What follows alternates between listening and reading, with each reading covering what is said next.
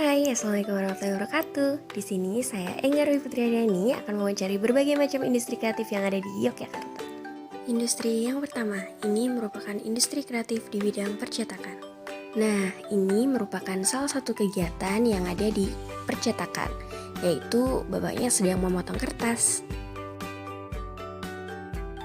Selamat siang, saya Enggar Dwi Putriadani dari Universitas Muhammadiyah Yogyakarta. Di sini saya ingin mewawancari Bapak terkait industri kreatif yang mana usaha Bapak percetakan ya Pak ya? Ya.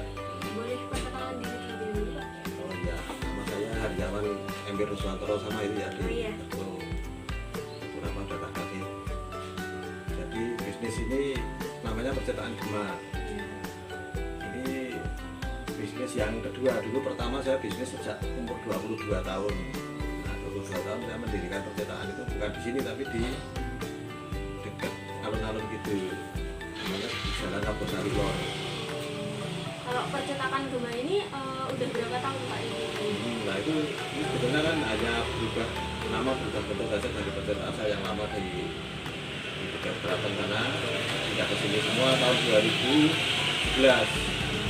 Jadi tahun 96 berdiri dengan nama Lapansia Grafika. Tahun 2011 saya pindah ke sini dengan semua mesin-mesinnya dengan nama percetakan baru, percetakan Gema itu, Gema Karsa CP, Gema Karsa Muda lengkapnya itu. Kalau untuk pengembangan usahanya Pak, itu bagaimana Bapak? Kenapa kok dari tempat yang lama ke tempat yang sekarang itu perbedaannya apa? Ataukah ada permasalahan yang untuk mengembangkannya lebih gimana? Ya dulu di kawasan Keraton kan tempatnya nggak seluas ini. Ya.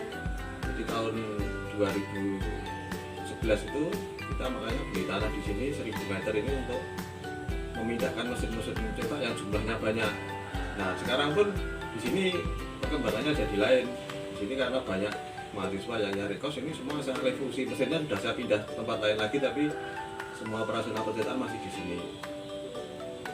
Kalau kayak Bapak ngerasain, oh ini ternyata kendalanya berat gitu, apa Pak biasanya kendalanya? Ya, dulu awal-awal saya bisnis percetakan itu semua enak. Karena apa?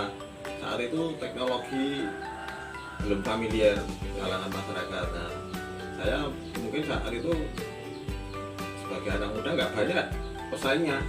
Tapi sekarang anak muda semua sudah menguasai teknologi, sudah menguasai IT. Tren bisnis apa saja bisa dipelajari di semua di media sosial, di YouTube semua ada. Tantangannya jadi dulu pesaingnya nggak banyak, sekarang persaingannya sudah tambah banyak. Hampir setiap orang sekarang bisa menguasai pekerjaan apapun yang digeluti orang lain. Bisa ditiru lah kalau kita punya usaha apa, bisa ditiru orang lain. Kalau dulu nggak, tahun 96 itu orang bisnis percetakan hanya beberapa saja di kota Yogyakarta itu ya nggak lebih lah dari 50 perusahaan. Nah, kebetulan saya sekarang memimpin seluruh perusahaan percetakan di DIY ini dalam satu wadah namanya Persatuan Perusahaan Grafika Indonesia. Saya ketuanya, ketua Persatuan Perusahaan Grafika DIY. Itu membawai seluruh percetakan di DIY. Percetakan jumlahnya banyak, tapi yang bergerak freelance, orang-orang yang bergerak freelance untuk bisnis percetakan itu sangat banyak sekali. Dan sekarang semua bisnis yang berkaitan dengan desain percetakan ini bisa cepat dan mudah pelajari. Mahasiswa aja sekarang semua bisa mendesain, kemudian mencetak digital, semua bisa. Kalau harapan Bapak nih untuk percetakan ini ke depannya gimana Pak? Ya, jadi sekarang percetakan ini dalam masa transisi. Dulu percetakan offset itu jadi andalan tumpuan harapan semua jenis pekerjaan cetak. Apa saja semua dicetak dengan cetak offset, cetak dalam jumlah banyak. Misalnya rapor, dulu puskapul mahasiswa, buku-buku diktat mahasiswa semua digital. Tapi sekarang enggak, sekarang beralih ke era digital, semua serba digital, udah tidak perlu kertas lagi. Ini memang pukulan berat bagi semua orang yang berbisnis percetakan karena hampir dikata menurun drastis. Omset kita kalah dengan tren digital itu. Nah contoh buku aja sekarang sudah e-book, sudah berupa PDF dikirim semua. Lu kan enggak bisa, semua harus dicetak. Ini jadi tantangan berat kita semua yang berbisnis. Jadi mungkin nggak cuma saya, orang yang berbisnis apa saja sekarang tantangannya harus merubah mindset ke arah era digital itu. Terima kasih Bapak, kurang lebihnya maaf apabila ada kesalahan. Wassalamualaikum warahmatullahi wabarakatuh. Industri yang kedua yaitu di bidang fashion atau konveksi. Bapak, boleh tahu nama Bapak siapa? Saya Wadi Putra. Terima kasih, saya Indah. Iya. Di sini saya dari Universitas Muhammadiyah Yogyakarta dapat juga salah satu matkul yaitu ekonomi kreatif untuk mewawancara industri kreatif. Nah, berkaitan dengan usaha Bapak, ini konveksi ya Pak ya? Iya. Nah, nama konveksinya kalau boleh tahu apa Pak? Namanya WHS. Oh, HS. Iya. Itu berdirinya sejak kapan? Dari saya sebelum kuliah lulus SMK. Sudah berapa tahun Pak? Kalau itu ada 6 tahun. Awal merintis usaha ini tuh seperti gimana Pak? Awalnya dari cuman pesanan satu-satu sih sebenarnya, dari kecil-kecilan, dari mulai sablon di awal satu-satuan. Kalau masalah untuk mengembangkannya Pak, kan kompetitor pasti banyak. Nah, itu gimana untuk bersaingnya Pak? Kasih nilai tersendiri, maksudnya kalau misalnya jualan dua sama semua jualan dua, ya takutnya nanti yang satu itu dikasih nilai tambah gitu kan, misalnya duanya tiap hari fresh gitu, atau yang lain, atau nanti misalnya beli dua ini gitu nanti dapat packaging gitu. Oh, jadi packagingnya. Nilai tambahnya Kalau dari konveksi ini ada logo tersendiri berarti. apa ada Selama 6 tahun ini kendala apa saja Pak yang sering dihadapi? kendala sebenarnya terus berjalan. Kalau kendala pasti ada setiap saat itu, kalau mau tambah gede pasti kendala tambah juga. Contohnya apa Pak? Dalam segi produksinya apakah? Ya kalau masalah itu nanti di masalah produksi ya. Kalau produksi kan kita semakin gede, semakin orderan rame kan produksinya semakin ini apa namanya dikejar waktu. Nah itu nanti kualitas produksinya harus ditambah. Kalau masalah brandingnya itu pernah bermasalah nggak Pak? Kalau branding insya Allah belum pernah bermasalah. Tapi kalau misal nanti orderan agak sepi ya bingungnya di situ kan kita harus push lagi. Kalau harapannya buat konveksi Bapak ini ke depannya gimana Pak? Kalau harapan untuk masa depan ya makin berkembang, tambah gede, tambah apa namanya orderan makin lancar, makin gitu lah. Oke, terima kasih Pak, cukup sekian mungkin dari saya. Assalamualaikum warahmatullahi wabarakatuh. Waalaikumsalam. Industri yang ketiga yaitu industri di bidang kerajinan. Pelaku industri kreatif ini merupakan pengrajin brongsong dari anyaman bambu dan juga gerabah dari tanah liat. Perkenalkan, saya Enggar Fitri Aryani dari Universitas Muhammadiyah Yogyakarta. Di sini saya mendapatkan tugas salah satu matkul yaitu ekonomi kreatif. Dimana saya itu mewawancara Mas ya sebagai pelaku industri kreatif, yaitu ini gerabah ya. Nah, boleh perkenalan diri dulu saya Mas. Perkenalkan, nama saya Aziz Anang, selaku pemilik gerabah ini. Ini awal mulanya berdirinya gimana? Sudah berapa tahun? Kalau tahun berdirinya itu sekitar 23 tahun yang lalu, atau sekitar tahun 98, 1998. Kalau itu cara pengembangan bisnisnya gimana sampai hingga masih sekarang ini masih lanjut terus gitu? Kalau kita ngalir aja sih mbak, maksudnya ngalir itu karena apa namanya ya ngikutin perkembangan ya. Kalau dulu ya apa namanya dulu sih kalau dari produknya nih ya, dari produknya kita kebanyakan produknya dari bambu. Karena sekarang apa namanya mulai diliriknya itu dari plastik, nah kita ngikut perkembangannya seperti apa namanya ranjang ini lah pakai plastik itu karena lebih apa namanya lebih awet gitu. Jadi untuk perkembangannya kita ngikut ya perkembangan zaman aja sih, tapi kita tetap masih tetap eksis karena di daerah sini tuh jarang ada gitu. Kalau untuk kendalanya, ada nggak yang kendala yang bertahun-tahun tuh dialami terus gitu? Kalau kendala sih tidak ada. Mungkin cuman karena ini tidak ada pembukuan gitu. Jadi kita dapat katakanlah dapat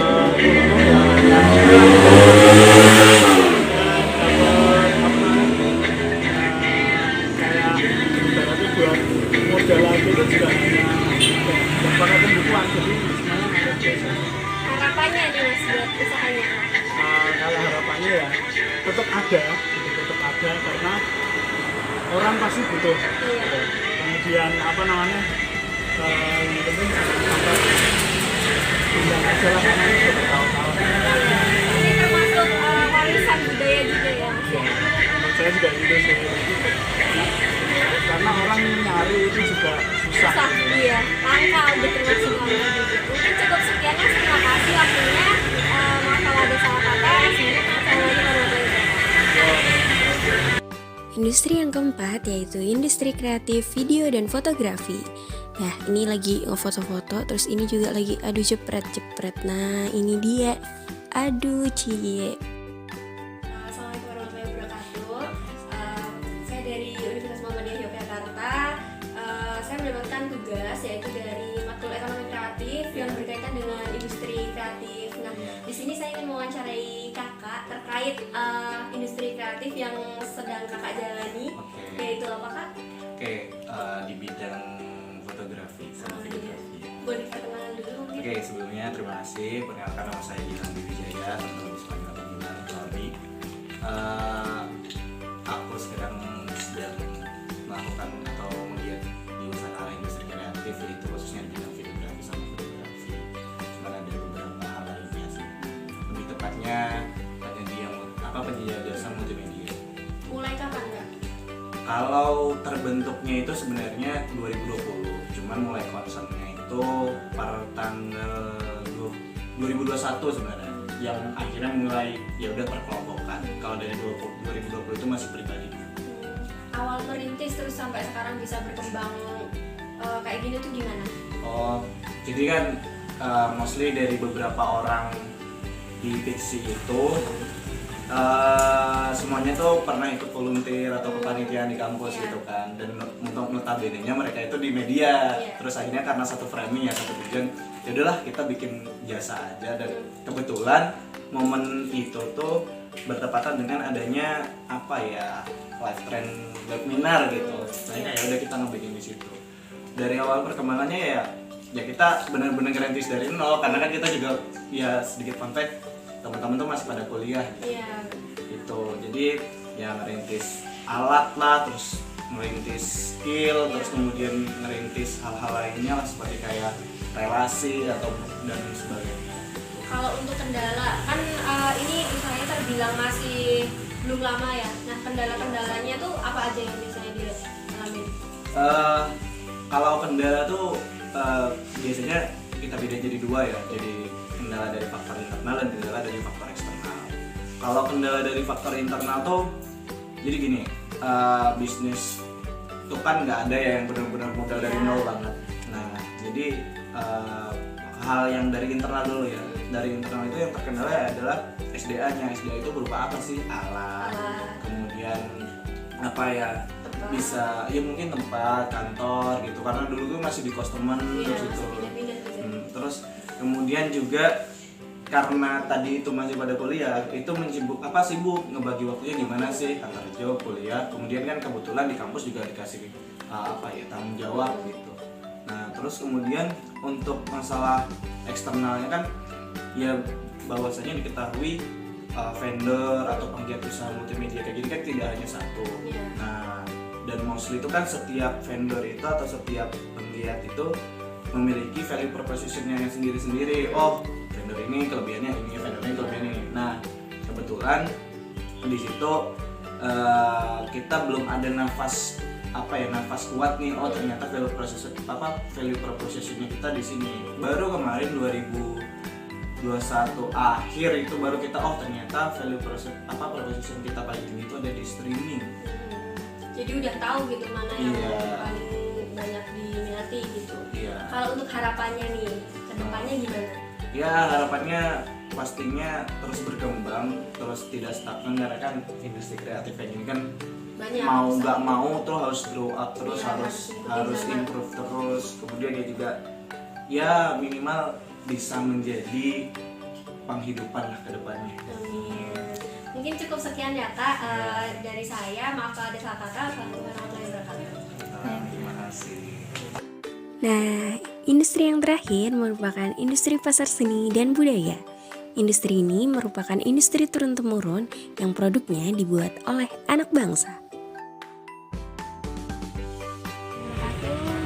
Perkenalkan saya Enggar Hidupradiani dari Pusat Perbelanjaan Jakarta. Di sini saya mendapatkan tugas mata kuliah ekonomi kreatif yang mana saya mewawancarai sebagai industri kreatif di bidang seni dan budaya. Nah, ini usahanya ini berdiri sejak kapan ya? 40 tahun. Oh, sudah 40 tahun. Nah, ini awal mulanya ada usahanya gimana? Dulu gimana?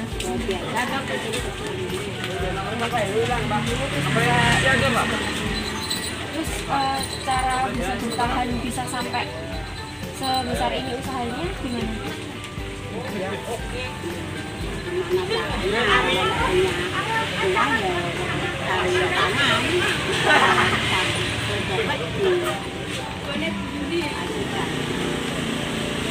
Kalau pesaingnya usaha ini tambah banyak atau